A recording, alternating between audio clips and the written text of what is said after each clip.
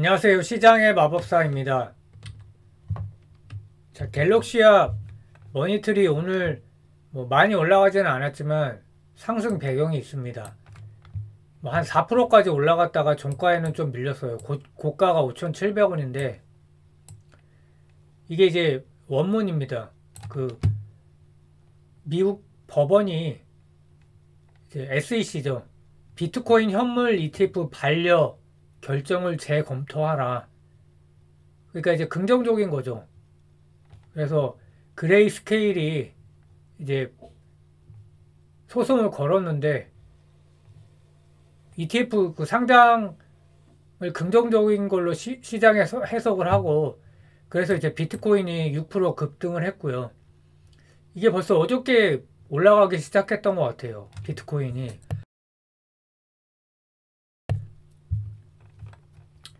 그래서 거절 사유가 뭐 석연치 않다 이거죠. 너무 자의적이었다. 이유를 제대로 설명하지 못했다. 그래서 뭐 사실 비트코인하고 그 ST 시큐리티 토큰하고 뭐 이게 상관이 뭐 있냐? 뭐 그냥 엮이니까 좋은 거죠. 테마에 여러 가지 얽히면은 그게 나쁠 게 없고요. 그리고 오늘은 그 이제 효성 그룹에 어쨌든 속한단 말이에요. 지분 관계가 있지는 않지만 그래서 효성 그룹 전체에서 어떤 의미가 있나 그걸 이제 한번 살펴봤는데요.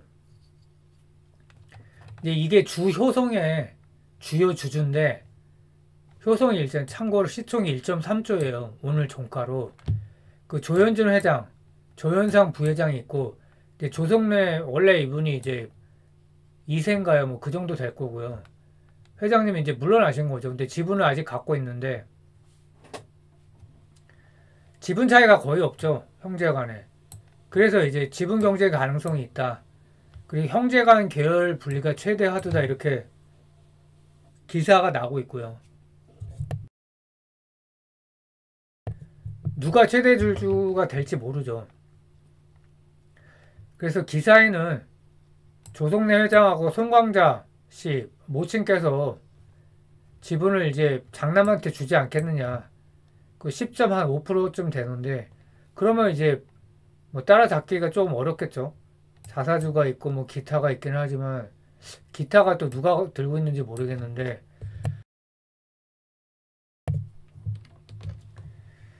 그래서 그 조현상 부회장을 좀 살펴보면은 한마디로 수입차를 장악을 하고 있어요.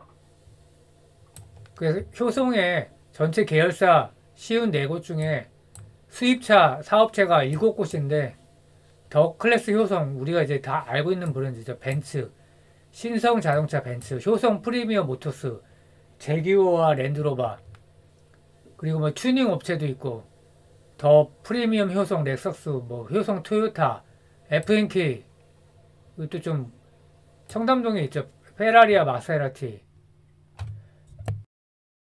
이렇게 가지고 있는데 이게 이제 효성을 통해서 FNK와 효성 토요타도 있고 또 중간에 지주회사가 있습니다. ASC라는 회사, 신동진이라는 회사. 이게 딱 들었을 땐 사람 이름 같은데 그 ASC는 이제 지주회사고요. 그래서 더 클래스 효성과 신성 자동차를 소유하고 있고 신동진은 이게 이제 부동산 매매업 그 건물이 빌딩이 있는데 여기에 이제 효성 계열사들이 입주해 있어갖고 임대료를 받는 게 이제 주 매출이 되는 거죠. 그래서 뭐 여러 이렇게 회사들이 있고 100%또 가지고 있죠. 근데 이거를 이제 결국 가장 꼭대기는 조현상 부회장이 있는 거고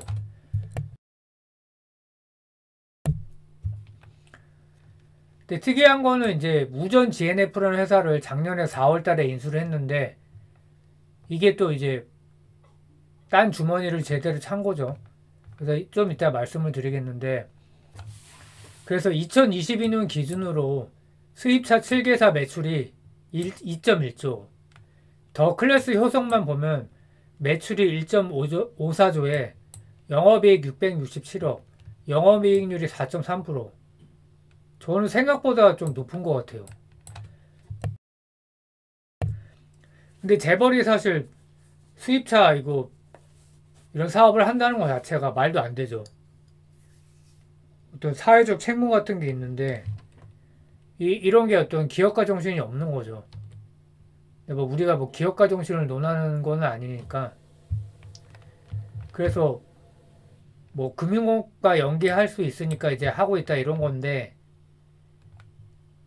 그러니까 이런 거를 하는 그룹은 사실 이제 부정적으로 봐야죠. 미래가 없다고 봐야 되니까.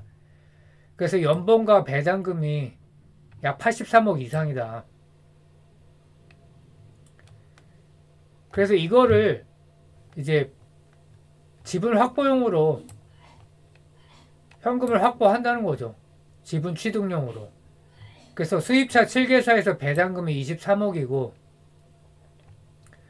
뭐 효송이나 딴 데 이제 임직원을 하고 있겠죠. 연봉이 60억. 그 여기 기사에는 이제 언급은 안 됐는데, 주 효송에서, 지주회사 효송에서 20%를 넘게 갖고 있고, 배당이 한 6.7% 정도 되더라고요. 그러니까 배당금도 꽤 될 것 같고.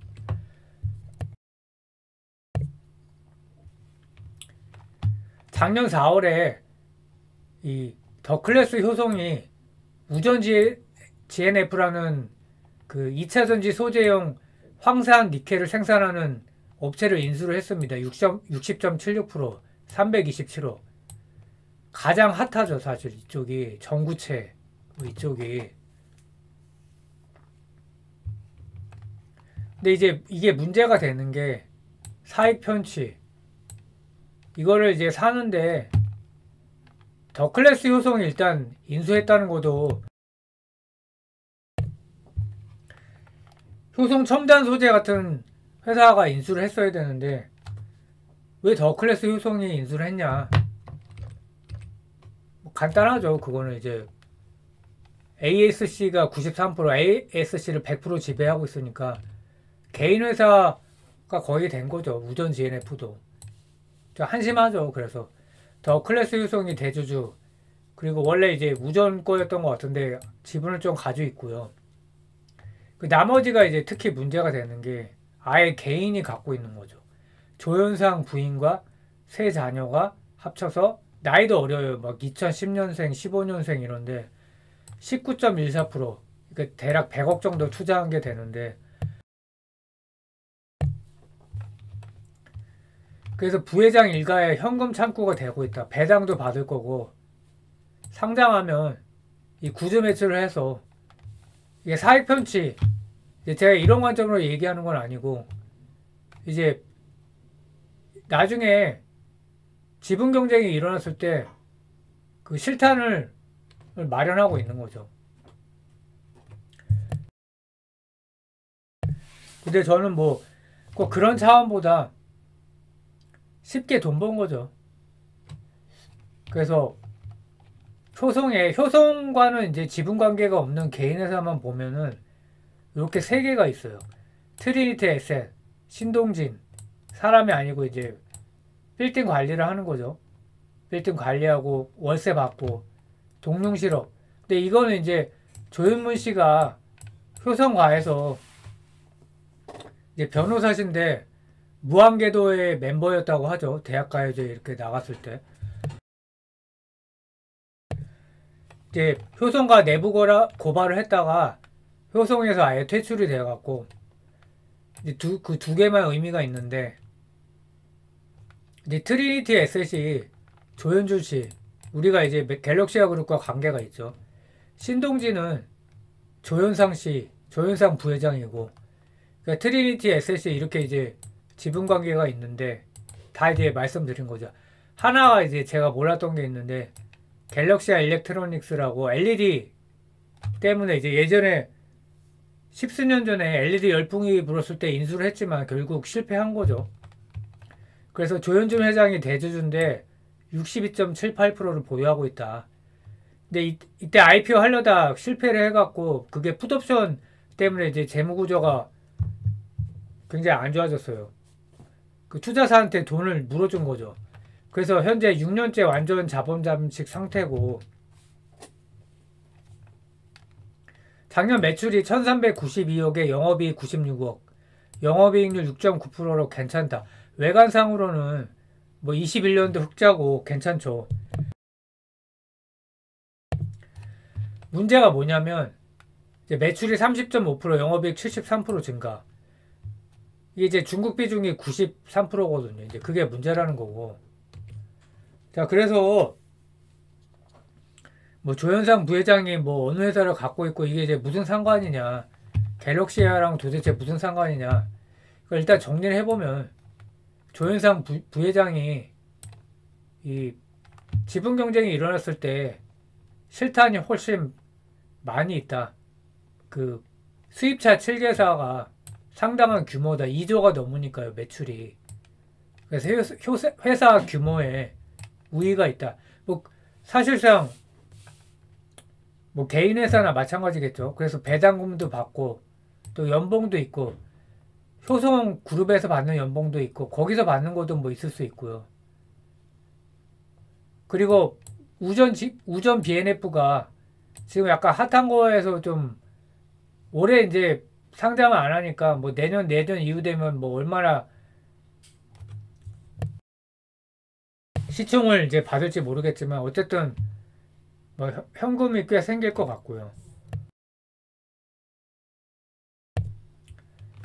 그리고 만약에 장자 원칙에 따라 장남 원칙에 따라 조현중 회장이 지분 승계하면 10.44% 추가 확보하기 때문에 이제 부모 지분이죠.